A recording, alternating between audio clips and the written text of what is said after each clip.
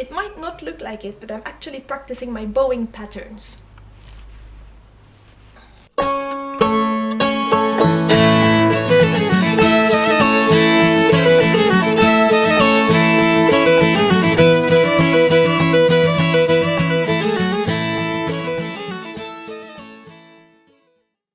Hey folkies, Emelie Waldken here. I'm quite excited about this video because I'm going to talk about one of my favorite type of repertoire, which is triplet polskas, in Swedish triolpolskor. So I'm going to tell you a little bit in this video about what triplet polskas are, where they're found, what are the characteristics, and some tricks and tips on how to play them with the right energy and swing. So, triplet polskas are polskas, so in 3/4 they are pretty straight polskas, and they are, as the name suggests, in triplets. This means that the rhythmical underdivision is in triplets, as opposed to underdivision in 16th notes, for example, and that is very prominent in Swedish folk music. So you have the 16th notes, for example, the slang polskas. You have, for example, yum da diddle da diddle da yum da diddle da diddle da 1 2 3 4 1 2 3 4 1 2 3 4 1 2 3 4. These are 16th notes, so you have 4 of them in every beat. You can also have 8th note polskas, but they are basically also binary polskas, as opposed to triplet polskas. For example, ya da da diddly do daddly dum da diddly daddly 1 2 3 1 2 3 1 2 3 1 2 3. And then you have a division that is ternary, so it's not binary, and it's in 3, in triplets. What is interesting to notice is that the triplet polskas don't always have triplets actually in the melody. So the example I chose had lots of triplets, but you can also have tunes that don't really have triplets in the melody, but the triplet underdivision is still there behind the melody. For example, the triolpolska.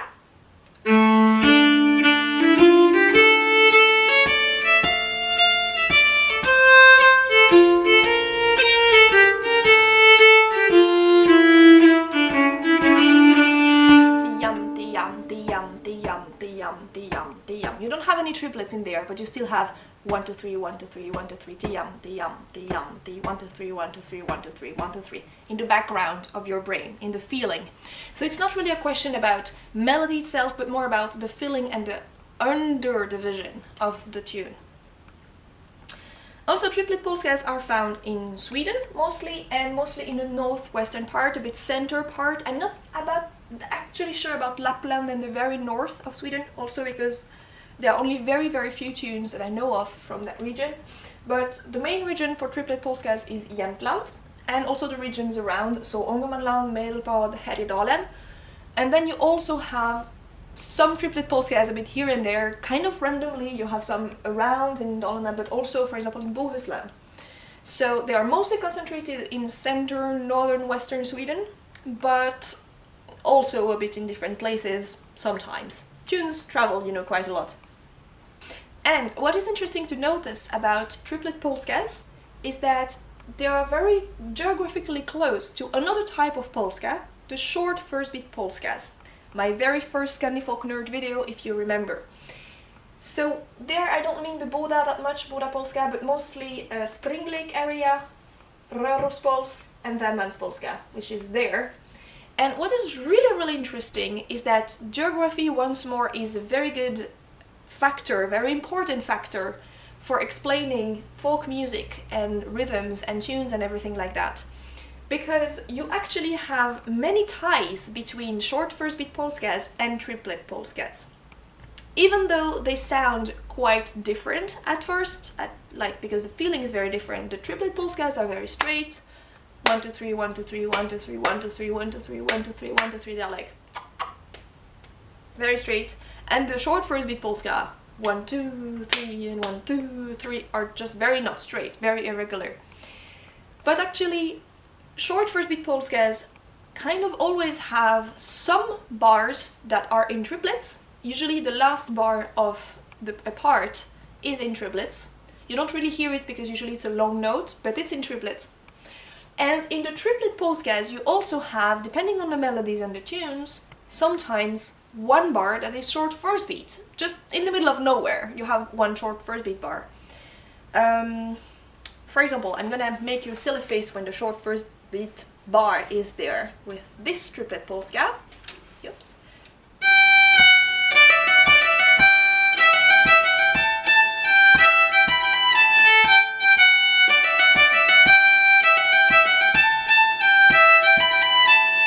So you have this very straight polska. In the middle you suddenly have yang da da, 1, 2, 3.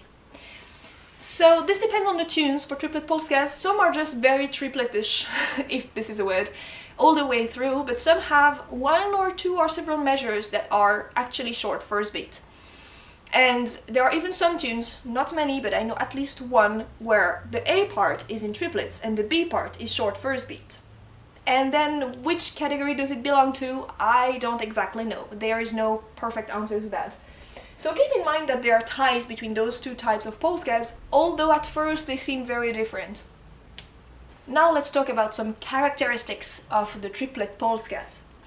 So at first we can say that they are pretty much straight. As I just said, there are some like rhythmical differences with short first beat measures, but most of the time very straight polskas. 1, 2, 3, 1, 2, 3, 1, 2, 3, 1, 2, 3, 1, 2, 3, 1, 2, 3. Super straight and actually very bouncy due to the triplets, because triplets and things in 3 have a tendency to like drive forward quite a lot. That's why valse has been so popular, for example. Valse is in 3 and valse drives a lot to turn and to go forwards. And this is the same for the triplet polskas. They are very driving forwards and the bounce is very clear. This is why I strongly advise you, if you are playing for beginner dancers in polska, to play triplet polskas. Regular ones, not with short first beat measures, because that would be confusing for them, but actually they are very good for beginner dancers because the bounce is very clear, the beats are very clear, it's easy to hear them and to feel them. I personally kind of always play triplet polskas when I play for beginner dancers who are learning polska. I just slow them down. I'm gonna talk about tempo again, but usually they're pretty fast, so I just slow them down so at first they don't have to rush their steps and they can think through. Also for yourself, even if you're not a dancer, it's a really good type of polska to practice your bounce in your body while you're playing. So, sorry, just getting up. So when you play, you can really feel this in your body. Yakata, yakata, yakata, yakata, yakata, yakata, yakata. It's a bit like a horse, you know, it's a bit like riding a horse and it's galloping it. Yakata, yakata, yakata, and you hear that, you feel that in your body. And also it's a very good type of tune to practice your stomping. So your 3-1 stomping, if you are practicing that or if you're not yet familiar with it. So 1, 3, 1, 2, 3, 1, 2, 3, 1, 2, 3, 1, 2, 3, 1, 2, 3, 1, 2, 3, 1. So without changing the weight, or actually 1, 2, 3, 1, 2, 3, 1, 2, 3, 1, 2, 3, 1, 2, 3, 1, 2, 3, switching the weight like this. It's pretty easy because you first practice your bounce and then the tune just goes on and on and on, and then you can practice your stomping. Just slow down a bit the usual tempo. Because yes, another characteristic of triplet polskas is that they are quite fast. Actually, they are amongst the fastest type of polskas, along with Springlik and Värmlands polska. Pretty much. Maybe some more, but mostly these ones are fast ones. Of course, not all triplet polskas are actually very fast. Some are like 90 beats per minute or 100, but you will very often find some that are 130 beats per minute. Like many of them are like pretty fast. And even 140 depends how fast you want to play. So they are fast tunes. And my advice for that is, as usual, the faster you play, the shortest the bow. And I'm really not joking when I say short bow. I really mean like 3-4 centimeters. You really don't need more. If you're playing fast, you need to shorten your bow, so your bowings are not getting messy and all over the place, but you're saving energy and you're being more precise and on point. Also, another characteristic of triplet polskas is that they are very often in D. Not all of them, but it's quite common. D minor, D major. Therefore, they are very often played on fiddles tuned with A bass, so it's pretty much fiddle repertoire, mostly, not only, but mostly. Then you have other keys as well, but D is quite prominent. And what is interesting to notice is that you have lots of changes of harmonies in the same tune. So for example, you have a tune that starts in D major in the A part and then the B part is in D minor, or even more difference than that. For example, you can have one sharp in the A part and two flats in the B part. That's quite common actually in triplet polskas. Or even you can have in the same part one motive that is in one key and the next motive that is in another key. And they like to change around that quite a lot actually. And for example, you can have a B that next time you play it, it's a B flat, and then it's a B again, and then it's a B flat again. And that happens quite a lot in triplet polskas. So you kind of have to be very aware of when is which of each note. Like, is it flat, is it sharp, is it flat, like regular? So this changes a lot, but it gives very interesting harmonies, and also you have quite a bit of blue notes. It's not the most blue of the repertoires, but it's still kind of blue. Depends who plays, depends also on which instrument, but as it's mostly fiddle repertoire and also flute repertoire, you tend to have quite a lot of blue notes actually. Especially if you are in D, D minor, you have F and B that are usually a little bit higher, a little bit blue. Not always the case, depends. So now let's talk a little bit more precisely about technique on how to play triplet polskas. Basically, they're not very hard to play. This depends more on the melody than on the type of tune. So if you have a simple melody, it's easy to play. If you have a difficult melody, it's more difficult to play. If the rhythm is very tripletish all the way through, it's quite easy. You just get into the feeling of the triplets and then you stay there. But if they have some different rhythms in the middle somewhere, like a weird short first beat bar, or maybe even weirder rhythms in the middle somewhere, that happens. Like sometimes they have one long note that is the third beat and the first beat of the next bar, and that can be confusing for you, or even weirder rhythms sometimes. They really like that. So in this case they are more difficult to play. But in general, technically there is not a very big difficulty. It's not like short first beat polskas or short third beat polskas that are like tricky in their core. Triplets are pretty easy. You dig into the, like you set yourself into them, and then you're just like and you just are in there, and it's pretty easy. But there is one thing that is extremely typical for triplet polskas when you play them on a bowed instrument. So I don't exactly know how you can do that with other types of instruments, but stick with me anyways, because that's really typical of this repertoire. There is one bowing pattern that is the bowing pattern for triplet polskas, and this is jämtstråk. In Swedish, stråk means the bow or the bowing, and jämt means equal. And to be honest, I'm a bit doubting that jämtstråk, jämt refers to how the bowing pattern looks like, because it's everything but straight, flat or regular. It's really not regular. My guess is that it means that it comes from Jämtland, so the main region for triplet polskas. Jämtland, jämtstråk, that would make sense. I'm not sure about this interpretation. Let's not talk too much about the name of it. It's just called jämtstråk, but if you're learning Swedish, don't be confused that jämt means equal, while the bowing pattern is definitely not regular, equal. Whatever. Jämtstråk. When you have your triplets, basically, what we're going to do with jämtstråk is to have the first note of the triplet down bow, and then the two last notes of the triplets bound together, slurred together, and up bow. If I play a very silly little scale that goes like, this will give with the jämtstråk down, up, up, down, up, up.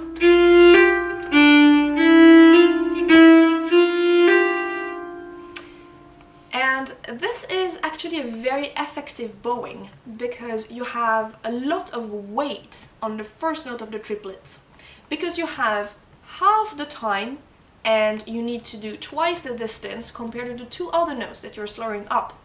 So the first note of your triplets is really heavy and really down, and this is also what gives the triplet polskas that solid feeling of the beat, you know? yakety, yakety, yakety, yakety, yakety, yak. It's really like cha, cha, cha. It's really, really precise and really like going forward. So basically it's about practicing this bowing pattern and getting it very natural in your hand. So you can take a silly little scale like I just took and you just practice this. At first very slow.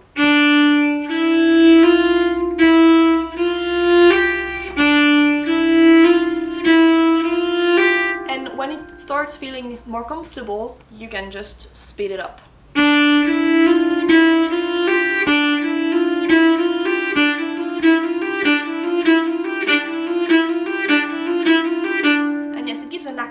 On the first note of the triplets. That's the point of it.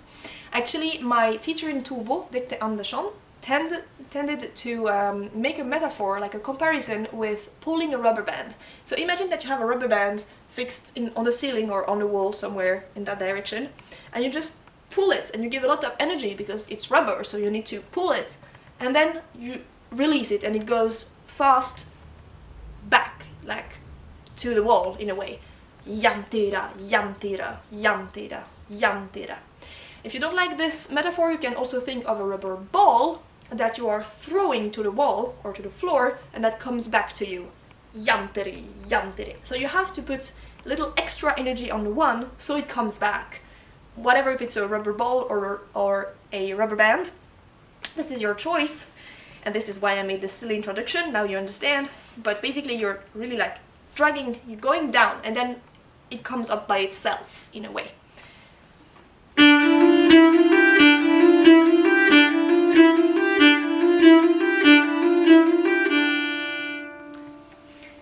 And you can practice that.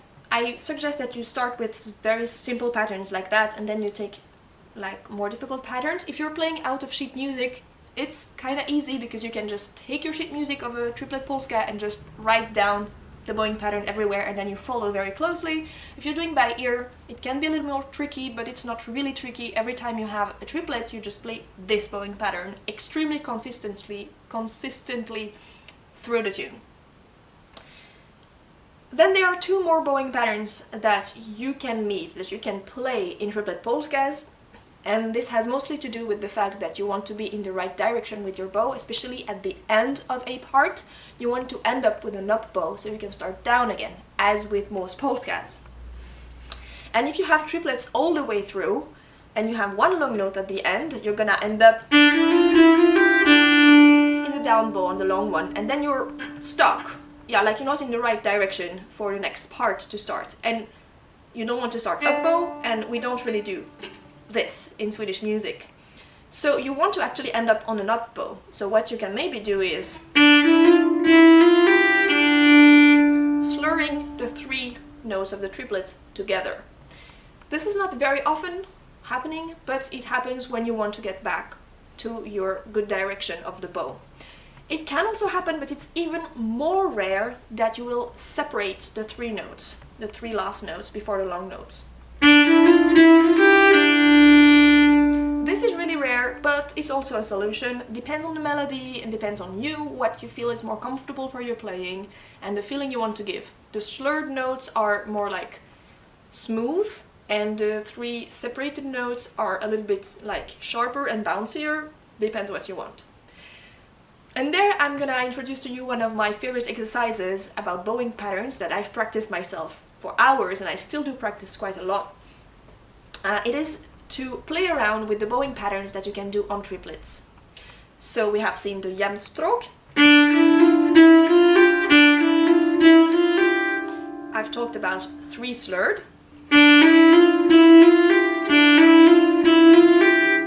All separated, which I call the Celtic jig bowing.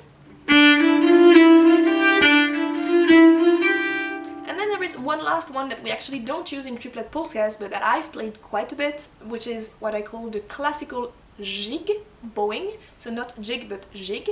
And this is the two first notes slurred and then the down, and then the third note up by itself. And this one is actually very counterintuitive and quite hard to play, but it's still interesting. And you kind of have to lift, because otherwise it just doesn't work with the bow and the length of the bow.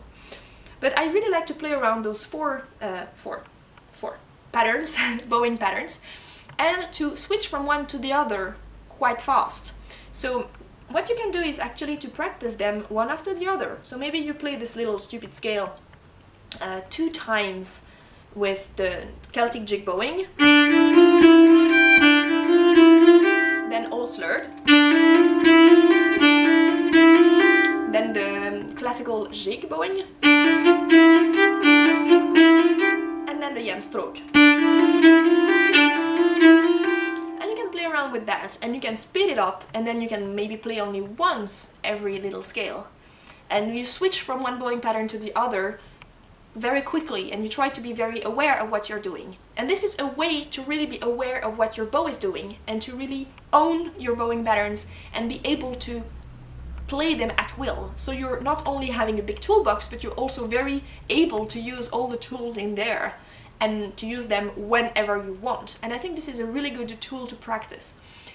So that's pretty much it about triplet polskas. I hope you will enjoy playing them, because I personally love triplet polskas. They're some of my favorite repertoire, as said.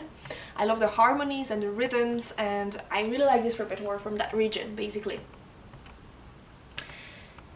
As usual, if you have any questions or something, remarks, critics, suggestions, please tell me in comments, or if you're shy, you can also contact me directly via my website.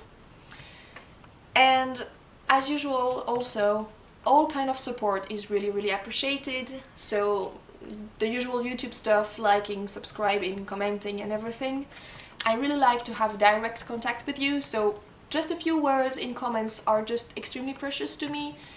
And also, if you can and if you want, you can support me on Patreon. The link will be on the screen at the end of the video. I am kind of working a lot on Patreon at the moment. It's not very visible yet, but it's gonna evolve and I hope become better soon and more appealing and also more fair. So please have a look at my Patreon. It's one of the best ways to support me. Thank you very much for watching. I hope you enjoyed the video. I'm sorry for babbling and maybe talking a bit fast sometimes. I'm doing my best. I hope the camera is better. I'm trying to have a better focus as well. Thank you for your patience on all these topics. I'm not very good with technique. And have very much fun playing triplet polskas and weird bowing patterns. I will see you in the next video, folks. Bye!